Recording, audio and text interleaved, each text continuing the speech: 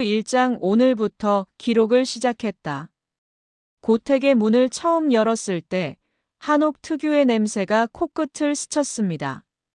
오래된 나무와 기와 그리고 시간의 냄새였죠.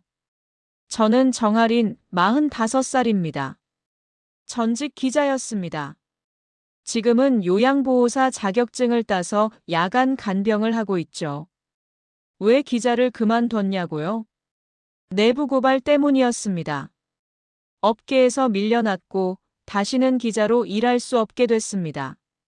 중학교 2학년인 아들을 혼자 키워야 했고 선택지는 많지 않았습니다. 정아린 씨 맞으십니까?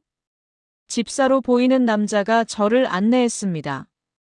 60대 중반쯤 돼 보였죠. 네, 맞습니다. 이사장님께서 기다리고 계십니다. 이쪽으로 오세요. 고택은 생각보다 컸습니다. 문화재급이라고 들었습니다. 세간의 시선이 있는 곳이었죠. 사랑채로 들어갔습니다. 장태경 이사장이 창가에 앉아 있었습니다. 73세였습니다. 앉으시오. 목소리는 차갑고 단호했습니다. 전직 대기업 부회장이었다고 들었습니다. 재단 이사장을 하고 있었죠. 이사장님, 정아린입니다. 규칙부터 말하겠소. 첫째, 시간 엄수. 둘째, 불필요한 질문 금지. 셋째, 내 허락 없이 고택 밖 사람과 이야기하지 말 것. 까다로운 분이었습니다. 하지만 눈빛에서 외로움이 느껴졌습니다. 알겠습니다. 당신 전직이 기자라고 들었소. 순간 긴장했습니다. 네. 하지만 이미 업계를 떠났습니다. 그래서 선택했소. 기자 출신이면 관찰력이 있을 테니까. 내 건강 상태를 정확히 기록할 수 있겠지. 의외였습니다. 보통은 기자 출신을 꺼리는데요. 최선을 다하겠습니다.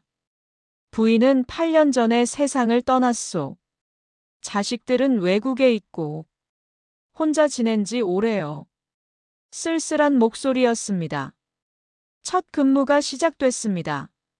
저는 습관처럼 메모장을 꺼냈습니다. 기자 시절부터 몸에 밴 습관이었죠. 오후 3시 혈압 측정. 정상. 오후 4시 약 복용. 흰색 알약 2개, 노란색 알약 1개. 오후 5시 저녁 식사. 밥 반 공기, 반찬 3가지. 모든 걸 기록했습니다. 시간, 증상, 식사량, 약 복용. 이사장이 제 메모를 보더니 물었습니다. 그렇게까지 기록해야 하오? 네. 정확한 관찰이 좋은 간병의 시작이니까요. 꼼꼼하군. 그날 밤이었습니다. 이사장이 잠들고 저는 별채에서 메모를 정리했습니다. 날짜별로, 시간별로요. 왜 그랬는지 모르겠습니다. 그냥 본능이었을까요? 나중에 이 기록이 얼마나 중요해질지 그때는 몰랐습니다. 창밖으로 달이 보였습니다. 고요한 밤이었습니다. 저는 메모장을 덮었습니다. 그리고 중얼거렸습니다. 오늘부터 기록을 시작했다. 2장 그 사람이 고맙다고 말했다. 2주가 지났습니다. 이사장은 여전히 까다로웠습니다. 하지만 조금씩 달라지기 시작했죠. 어느 날 아침이었습니다. 저는 평소처럼 차를 준비했습니다. 이사장이 좋아하는 녹차였죠. 하린 씨. 처음으로 제 이름을 불렀습니다. 존댓말도 아니었고 성만 부르는 것도 아니었습니다. 네, 이사장님. 고맙소. 짧은 한마디였습니다. 하지만 그 말에 담긴 온기가 느껴졌습니다. 가슴이 뭉클했습니다. 아닙니다. 제가 해야 할 일인걸요. 아니요. 당신은 다른 사람들과 다르오. 진심으로 나를 보살피고 있어. 얼굴이 뜨거워졌습니다. 이상했습니다. 이건 그냥 일인데요. 하지만 부정할 수 없었습니다. 저는 이 사람에게 조금씩 마음이 가고 있었습니다. 오후였습니다. 이사장의 약을 챙기려고 약통을 열었습니다. 그런데 뭔가 이상했습니다. 평소와 색깔이 달랐습니다. 흰색 알약이 2개여야 하는데 1개는 미세하게 회색빛이 돌았죠. 이사장님, 약이 바뀌었나요? 무슨 소리요? 평소와 색깔이 다른 것 같아서요. 의사가 바꿨을 거요. 신경 쓰지 마시오. 언제 바뀐 건지 아십니까? 글쎄, 기억이 나지 않소. 이상했습니다. 약이 바뀌면 보통 통보가 오는데요. 저는 메모장에 적었습니다. 약 색깔 변경, 날짜 미상, 처방 변경 통보 없음. 그날 저녁이었습니다. 이사장과 마당을 걷고 있었습니다. 하린 씨, 당신은 왜 기자를 그만뒀소? 갑작스러운 질문이었습니다. 내부 고발을 했습니다. 그 대가로 업계에서 쫓겨났죠. 후회하지 않소? 후회요? 글쎄요. 옳은 일을 했다고 생각합니다. 하지만 아들에게 미안하죠. 아들이 있소? 네. 중학교 2학년입니다. 이사장이 고개를 끄덕였습니다. 당신은 용기 있는 사람이요. 아닙니다. 그냥 바보였을 뿐이에요. 아니요. 세상엔 바른 바보가 필요하오. 그 말에 웃음이 났습니다. 이사장도 미소를 지었습니다. 처음 보는 미소였습니다. 그날 밤 저는 별채로 돌아왔습니다. 하지만 잠이 오지 않았습니다. 이사장의 미소가 자꾸 떠올랐습니다. 그리고 그 한마디가요. 고맙소. 저는 고개를 저었습니다. 이러면 안 되는데요. 이건 일입니다. 감정을 섞으면 안 됩니다. 하지만 가슴은 정직했습니다. 이미 흔들리고 있었으니까요. 3장 자식들이 돌아오면 집의 공기가 바뀐다. 1달이 지났습니다. 어느 날 아침 집사가 말했습니다. 하린 씨, 오늘 도련님들이 오십니다. 도련님들이요? 네. 장남 장준호 씨와 며느리 서윤채 씨입니다. 해외에 계셨는데 갑자기 귀국하신다고 하셨어요. 가슴이 철렁했습니다. 왜 그랬는지 모르겠습니다. 그냥 불안했습니다. 오후 3시였습니다. 고급 세단이 고택 앞에 멈췄습니다. 장준호가 내렸습니다. 41살 정장 차림이었습니다. 차가운 인상이었죠. 뒤이어 서윤채가 내렸습니다. 38살 우아한 차림이었습니다. 미소를 짓고 있었지만 눈빛은 차갑게 느껴졌습니다. 아버지! 장준호가 이사장을 안았습니다. 하지만 어색했습니다. 준호야, 왔구나. 아버지, 건강은 어떠세요? 괜찮다. 제대로 보살핌을 받고 계세요? 그때 서윤채가 저를 보았습니다. 실례지만 누구세요? 간병인 정아린입니다. 아, 간병인이시군요. 간병인. 그 단어에 강조가 있었습니다. 마치 경계선을 긋는 것 같았죠. 처음 뵙겠습니다. 고개를 숙였습니다. 서윤채는 대답 대신 미소만 지었습니다. 저녁 식사 자리였습니다. 저는 별채에서 먹으려고 했습니다. 하지만 이사장이 불렀습니다. 하린 씨, 같이 먹으시오. 괜찮습니다. 저는 같이 먹으라고 했소. 할 수 없이 자리에 앉았습니다. 식사 내내 서윤채가 저를 관찰했습니다. 불편했습니다. 아버님, 요즘 약은 잘 드세요? 서윤채가 물었습니다. 물론이지. 하린 씨가 잘 챙겨주고 있어. 그렇군요. 근데 아버님, 혹시 후견인 제도에 대해 들어보셨어요? 후견인. 그 단어에 귀가 번쩍 뜨였습니다. 후견인? 그게 뭔가?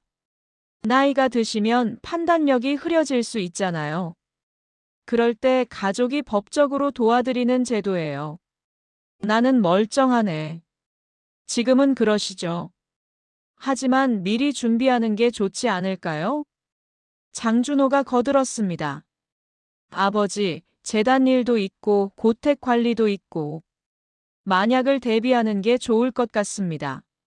나는 필요 없어. 이사장의 목소리가 단호했습니다. 서윤채가 미소를 지었습니다. 하지만 그 미소가 섬뜩했습니다.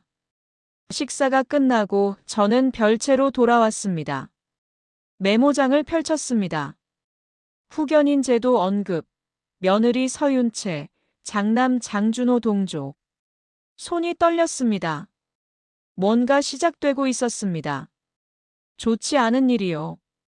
사장 포기각서가 아니라 비밀 계약서. 이틀이 지났습니다. 장준호가 저를 불렀습니다. 할인 씨, 잠깐 이야기 좀 하시죠. 서재로 따라갔습니다. 서윤채도 함께 있었습니다. 앉으세요. 앉았습니다. 가슴이 두근거렸습니다. 장준호가 서류를 꺼냈습니다. 이걸 좀 보시죠. 서류를 받아들었습니다. 읽기 시작했습니다. 재산 포기 동의서, 비밀 유지 서약서, 고택 출입 제한 동의서, 언론 접촉 금지 서약서. 숨이 막혔습니다. 이게 무슨... 할인 씨, 오해하지 마세요. 우리는 아버지를 보호하려는 겁니다. 서윤채가 부드럽게 말했습니다. 보호요? 네. 혹시라도 아버지가 판단력이 흐려져서 이상한 결정을 하실까 봐요. 예를 들면 재산을 잘못된 사람에게 준다거나. 잘못된 사람. 저를 말하는 거였습니다. 저는 그럴 생각 없습니다. 그럼 서명하시는 게 어렵지 않겠네요. 장준호가 펜을 내밀었습니다. 저는 서류를 다시 들여다봤습니다. 기자 출신의 습관이었죠. 꼼꼼히 읽었습니다. 그때 눈에 띄는 문구가 있었습니다. 서류 하단, 작은 글씨로 적힌 조항이었습니다. 본 계약서는 대리인의 서명으로 효력을 발생할 수 있으며 서명인의 동의 없이도 제3자에게 위임될 수 있음. 등골이 오싹했습니다. 이건 포기각서가 아니었습니다. 저를 완전히 통제하려는 계약서였죠. 죄송하지만 좀 더 생각해보고 싶습니다. 생각할 게 뭐가 있어요? 아버지를 진심으로 보살핀다면 당연히 서명할 수 있는 내용 아닌가요? 서윤채의 목소리가 날카로워졌습니다. 그래도 법적인 문서니까요. 신중하게 검토하고 싶습니다. 검토요? 할인 씨, 혹시 다른 속셈이 있으신 건 아니죠? 아닙니다. 그럼 왜 서명을 못 하세요? 지금은 할 수 없습니다. 저는 일어났습니다. 서류를 책상에 놓았습니다. 더 생각해 보겠습니다. 서재를 나왔습니다. 심장이 터질 것 같았습니다. 별채로 돌아와 서류 내용을 메모했습니다. 특히 하단의 조항을요. 이건 위험했습니다. 매우 위험했습니다. 5장 쓰러진 날, 이상한 점이 너무 많았다. 일주일이 지났습니다. 그날 아침이었습니다. 이사장에게 평소처럼 약을 드렸습니다. 하지만 1시간 후 이상한 일이 벌어졌습니다. 이사장님! 이사장이 쓰러졌습니다. 얼굴이 창백했고 식은 땀을 흘렸습니다. 누가 좀 도와주세요. 구급차를 불렀습니다. 응급실로 실려갔습니다. 장준호와 서윤채도 급히 병원으로 왔습니다. 어떻게 된 거예요? 서윤채가 다그쳤습니다. 모르겠습니다. 평소처럼 약을 드렸는데 평소처럼이요? 제대로 확인은 했어요? 물론입니다. 할인 씨 때문에 아버님이 스트레스 받으신 거 아니에요? 무슨 말씀을? 요즘 아버님이 불안해 하셨어요. 할인 씨가 자꾸 이상한 질문을 한다고요. 거짓말이었습니다. 하지만 반박할 수 없었습니다.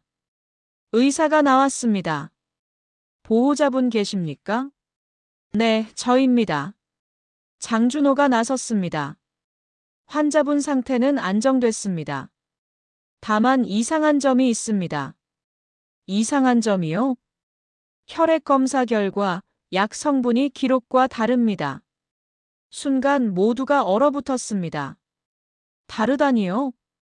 처방된 약과 실제로 복용한 약의 성분이 일치하지 않습니다. 혹시 최근에 약이 바뀌었나요? 아니요. 바뀐 적 없습니다. 장준호가 대답했습니다. 그리고 저를 쏘아봤습니다.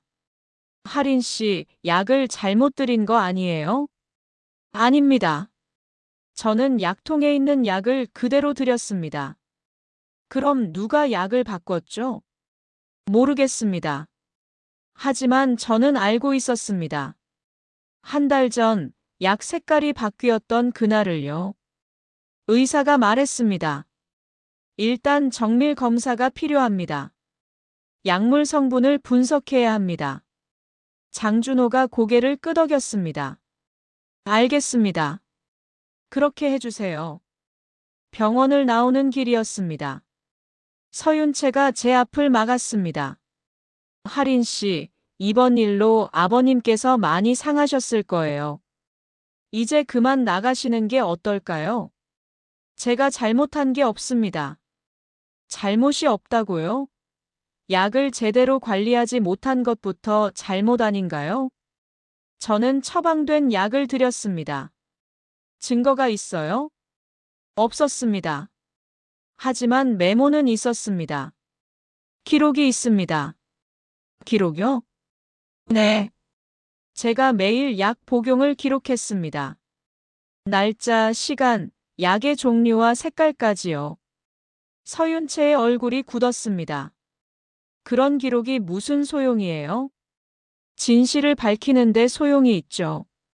저는 돌아섰습니다. 그리고 걸어갔습니다.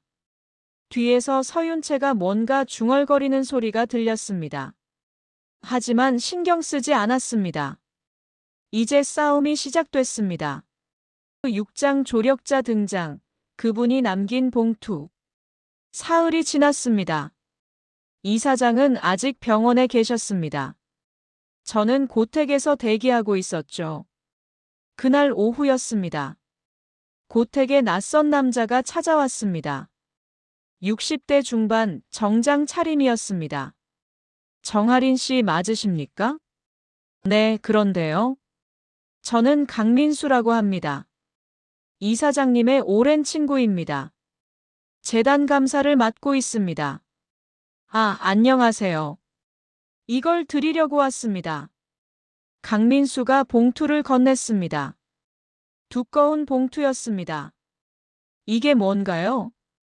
이사장님께서 제게 맡기신 겁니다. 만약을 대비해서요. 만약이요?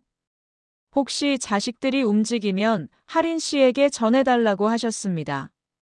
가슴이 두근거렸습니다. 열어봐도 될까요? 물론입니다. 그러라고 주신 겁니다. 봉투를 열었습니다. 첫 번째, 이사장의 손편지였습니다. 할인 씨, 이 편지를 읽고 있다면 아마 내 자식들이 움직였을 겁니다. 미안합니다. 당신을 이런 일에 휘말리게 해서요. 하지만 당신을 믿습니다. 당신은 유일하게 나를 진심으로 대해준 사람입니다. 눈물이 났습니다. 두 번째, 유언장 사본이었습니다.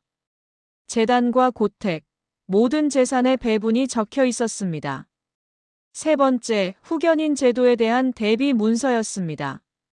만약 누군가 나에게 후견인을 신청한다면 나는 정할인을 신뢰인으로 지정한다. 그녀의 동의 없이는 어떤 법적 절차도 진행할 수 없다. 숨이 멎었습니다. 이사장님이 이미 알고 계셨던 거군요. 네. 이사장님은 자식들의 속셈을 다 알고 계셨습니다. 다만 어떻게 막아야 할지 고민하고 계셨죠. 그래서 저를. 맞습니다. 당신을 선택하신 겁니다. 강민수가 말했습니다. 하린 씨, 싸움이 쉽지 않을 겁니다. 장준호와 서윤채는 이미 변호사 라인을 구축했습니다. 주치의와도 연결돼 있고요. 주치의요? 네. 아마 약이 바뀐 것도 그쪽 라인일 겁니다. 등골이 오싹했습니다. 제가 뭘 해야 할까요? 증거를 모으세요. 당신은 기자 출신이잖아요. 그 능력을 사용하세요. 강민수가 일어났습니다. 힘내세요. 이사장님이 당신을 믿고 계십니다. 강민수가 떠나고 저는 봉투를 다시 들여다봤습니다. 이사장님, 저를 믿어주셨군요. 저는 메모장을 펼쳤습니다. 그리고 지금까지의 모든 기록을 다시 정리하기 시작했습니다. 싸움은 이제부터였습니다. 7장 할인의 직업이 전직 기자였다는 이유. 일주일 동안 저는 퍼즐을 맞췄습니다. 기자의 본능이 깨어났습니다. 첫 번째, 약이 바뀐 날짜. 제 메모에 정확히 기록돼 있었습니다. 한 달 전, 장준호가 귀국하기 3일 전이었습니다. 두 번째, 고택 CCTV. 집사의 도움으로 확인했습니다. 약통을 만진 사람은 주치의였습니다. 장준호와 통화하는 장면도 찍혀 있었죠. 세 번째, 간호기록과 처방 불일치. 병원 기록과 제 메모를 대조했습니다. 처방은 어였지만 실제로 복용한 약은 B였습니다. 네 번째, 서류의 위임 조항. 법률 자문을 구했습니다. 이 조항은 불법이었습니다. 동의 없는 위임은 무효였죠. 다섯 번째, 서윤채의 이미지 메이킹. 인터넷을 뒤졌습니다. 서윤채는 봉사활동가로 유명했습니다. 언론 인터뷰도 여러 번 했죠. 착한 며느리 이미지였습니다. 하지만 뒤를 파보니 달랐습니다. 모든 봉사는 사진을 찍기 위한 것이었습니다. 기부도 세금 혜택을 위한 것이었죠. 저는 모든 증거를 정리했습니다. 파일로 만들었습니다. 그리고 강민수에게 전달했습니다. 이 정도면 충분합니다. 강민수가 말했습니다. 하지만 조심하세요. 장준호 측에서도 움직이고 있습니다. 알고 있습니다. 곧 후견인 신청이 들어올 겁니다. 준비는 됐습니다. 강민수가 고개를 끄덕였습니다. 이사장님이 당신을 잘 선택하셨습니다. 저는 웃었습니다. 오랜만에 진심으로 웃었습니다. 8장 기자였던 여자는 증거를 그날 터뜨린다. 이틀 후였습니다. 법원에서 연락이 왔습니다. 장준호가 후견인 신청을 했다는 것이었습니다. 신문 날짜가 잡혔습니다. 그날이 왔습니다. 법정에 섰습니다. 장준호와 서윤채가 앉아 있었습니다. 변호사도 함께였죠. 피신청인의 상태가 좋지 않습니다. 후견인이 필요합니다. 장준호의 변호사가 말했습니다. 증거가 있습니까? 판사가 물었습니다. 네. 의료 기록과 가족 진술이 있습니다. 서류가 제출됐습니다. 판사가 저를 봤습니다. 이해 있습니까? 네, 있습니다. 저는 일어났습니다. 그리고 준비한 자료를 제출했습니다. 첫째, 약물 조작 증거입니다. CCTV와 간호 기록, 혈액 검사 결과가 있습니다. 장준호의 얼굴이 굳었습니다. 둘째, 서류 강요 증거입니다. 불법 위임 조항이 포함된 계약서와 녹취록이 있습니다. 서윤채가 창백해졌습니다. 셋째, 이미지 조작 증거입니다. 서윤채 씨의 봉사활동 실체와 언론 플레이 내역입니다. 넷째, 이사장님의 친필 문서입니다. 후견인 대비 문장과 신뢰인 지정서가 있습니다. 법정이 조용해졌습니다. 판사가 서류를 검토했습니다. 오래 걸렸습니다. 신청을 기각합니다. 판사가 말했습니다. 신청인 측의 증거는 조작 가능성이 있으며 피신청인의 의사가 명확합니다. 후견인은 필요하지 않습니다. 망치가 내려쳤습니다. 저는 안도의 한숨을 쉬었습니다. 밖으로 나왔습니다. 강민수가 기다리고 있었습니다. 잘하셨습니다. 고맙습니다. 이제 이사장님께 가보시죠. 병원으로 갔습니다. 이사장이 깨어나 계셨습니다. 하린 씨. 이사장님. 고생했소. 아닙니다. 이사장이 제 손을 잡았습니다. 따뜻했습니다. 고맙소. 정말 고맙소. 눈물이 났습니다. 참을 수 없었습니다. 구장 사랑의 결말이 신분 상승이 아니라 자기 인생으로. 한 달이 지났습니다. 이사장은 회복했습니다. 어느 날 이사장이 저를 불렀습니다. 하린 씨, 결정을 내렸소. 무슨 결정이십니까? 재단 실무는 내려놓기로 했소. 나이도 있고 이번 일로 많은 생각을 했소. 그럼 재단은요? 전문 경영인에게 맡기겠소. 그리고 고택은 문화공간으로 바꿀 생각이요. 문화공간이요? 그렇소. 시민들에게 개방하고 전통 문화를 보존하는 공간으로요. 좋은 생각이었습니다. 하린 씨, 운영 책임자를 맡아주지 않겠소? 깜짝 놀랐습니다. 저요? 그렇소. 당신은 기록하고 관찰하는 능력이 뛰어나오. 이곳의 역사를 기록하고 보존하는 일을 맡아주었으면 하오. 망설였습니다. 이사장님, 저는 그럴 자격은 내가 정하는 거요. 당신은 충분하오. 하지만 사람들이 뭐라고 할지 신경 쓰지 마시오. 이건 내 결정이오. 저는 고개를 끄덕였습니다. 감사합니다. 내가 더 감사하오. 그날 저녁 별채로 돌아왔습니다.